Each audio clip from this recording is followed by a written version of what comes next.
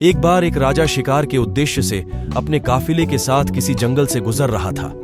दूर दूर तक शिकार नजर नहीं आ रहा था।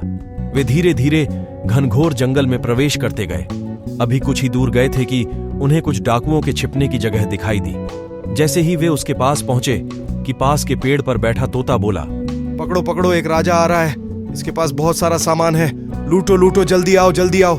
तोते की आवाज सुनकर सभी डाकू राजा की ओर दौड़ पड़े। डाकुओं को अपनी ओर आते देखकर राजा और उसके सैनिक दौड़कर भाग खड़े हुए। भागते भागते कोसों दूर निकल गए। सामने एक बड़ा सा पेड़ दिखाई दिया।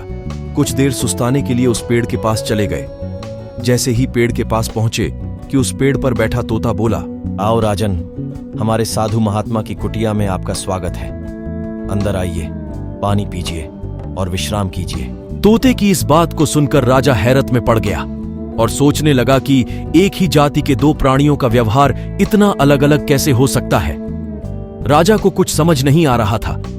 वह तोते की बात मानकर अंदर साधु की कुटिया की ओर चला गया।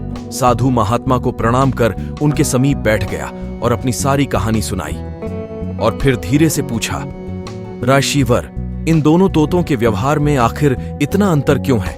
साधु महात्मा धैर्य से सारी बातें सुनी और बोले, ये कुछ नहीं राजन, बस संगति का असर है। डाकुओं के साथ रहकर तोता भी डाकुओं की तरह व्यवहार करने लगा है और उनकी ही भाषा बोलने लगा है।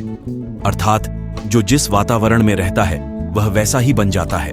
कहने का तात्पर्य यह है कि मूर्ख भी विद्वानों के साथ रहकर विद्वान बन जाता है, और अगर विद्वान भी मूर्खों के संगत में रहता है तो उसके अंदर भी मूर्खता आ जाती है। इसलिए हमें संगति सोच समझकर करनी चाहिए। अगर वीडियो पसंद आई हो तो लाइक करें, चैनल को सब्सक्राइब करें। धन्यवाद।